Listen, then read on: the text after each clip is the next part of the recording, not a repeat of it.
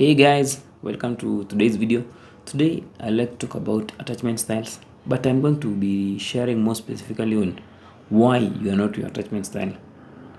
Yes, attachment styles influence our relationship choices, but you are not that. In fact, 2 months ago, I was interacting with my friend. Like she had done the attachment styles quiz, and then I think she was telling me that she's anxious, she has anxious attachment style, and then I was telling her that no, you're not an attachment style. So basically, attachment styles are these behaviors and beliefs we develop in childhood that shape how we relate with others in intimate relationships. That's a very important point. Like we learn in childhood, we are conditioned in childhood. Then the four attachment styles are anxious, preoccupied, dismissive avoidant, fearful avoidant, and secure attachment style. So each style has different characteristics.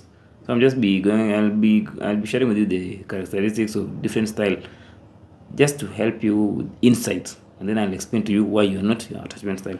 So there's the secure attachment style, which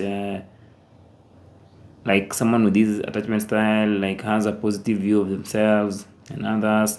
Like they can assert their boundaries, they're comfortable with intimacy and opening up and being vulnerable, they're comfortable with establishing healthy relationships with others, or even they're comfortable with saying no, they trust their partners, they are trustworthy, they communicate openly, they are assertive, they seek support when needed.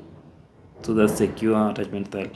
The second one is anxious preoccupied. So with anxious preoccupied, these are some of the characteristics. The first characteristic is you feel insecure, you crave reassurance, like you crave that constant tell me you love me, tell me you love me from your partner. They might love you, but you crave it. Tell me you miss me. They fear rejection and abandonment, and you may also exhibit some clinginess or some possessive behavior. You may want to be with your partner all the time or to call them every time because you are anxious avoidant. And you may also seek constant validation, and you may also struggle with setting your boundaries. The third one is a dismissive avoidant style. So with this style, actually, these are the characteristics. Like you may tend to be emotionally distant. I talked about emotionally unavailable partners. You may tend to want to be more independent. You may value your freedom and autonomy. You may often avoid intimacy, avoid vulnerability, avoid closeness, like you're just avoidant. You may struggle with emotional intimacy.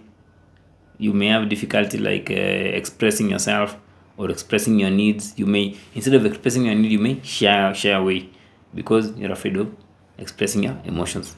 The other one is fearful avoidant. So with fearful avoidant, it can be a combination of anxious and avoidant tendencies. It's also called sometimes disorganized. So when you have this attachment style, they say, you have desire for close, you want to close relationships, but you fear getting hurt or rejected, you fear getting hurt or abandoned. So you may find yourself pushing others away. You may find yourself self-sabotaging healthy relationships in a quest to push them away, unconsciously, of course. We are longing connection, but you push them away. And you may also struggle with trusting others or maintaining healthy boundaries. You may struggle to be vulnerable. Yeah. So those are the four attachment styles. So the thing is, one mistake we make actually with all these things, all these tests, is we think that we are the attachment style. Even for me, before studying these things, even if I would have stumbled upon that list of attachment styles, I would say that's me. But we need to understand that these things have been learned from childhood. Yes, while understanding these, as I was talking to that friend, her understanding of this attachment style was good for her because she was able to understand how or why her past relationships failed. But now, yes, of course, and then also get insight on how I can manage future relationship. how I can cope with it. Word cope. But now the problem arises when you attach those attachment styles to depict who you are. Like it's like I'm accepting my beliefs to be me. No, that doesn't happen. In fact, like beginning of this year, I was working with a client. Then the client was telling me that I am anxious attachment. Then I was telling the client, no, you are not that. It's just a symptom. So anxious attachment, all those kind of attachments are just symptoms, courtesy of your past experiences. Because even the definition in itself says that it's learned behavior, and it shapes your belief. So you are not your attachment style. You are what's beyond the attachment style. You are just your authentic self.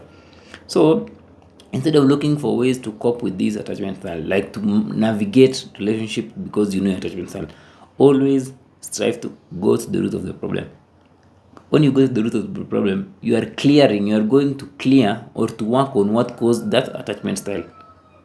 Hope that makes sense. You are going to work on what caused the attachment style. And the moment you work on unlearning those of most of your subconscious beliefs you develop because of your past experiences, you'll automatically jump to secure attachment style. It's more like you are going to the past to deal with those stuck emotions. We are going to the past to deal with how past experiences affected how you view yourself, affected how you believe about yourself on a deeper level. So you are not your attachment style. Yes, it's good to know these things, but you are not that. And your current perspective will attach to that and say like, that's me. Because your current perspective will always seek self-preservation, because that's the comfortable place to be. So if I read something about attachment style, I'll say like, Edwin, me, I'm avoidant, and that's who I am. No, that's not you. You are what's beyond that voice which is telling you that's who I am. You are always your authentic self. So always work on challenging those aspects you think you are, and then you'll now get to the point where you deeply understand who you are. Like you're not your past experiences, you're just an autonomous and just an authentic being. Hope you found that informative, guys. So understanding attachment styles is good, but you're not that. Understand it, but know that there are symptoms of root causes. So if you'd like help with working on those root causes, not coping with them, always you can book a free breakthrough call with me, and I'll help you out. Until next time, have a wonderful day.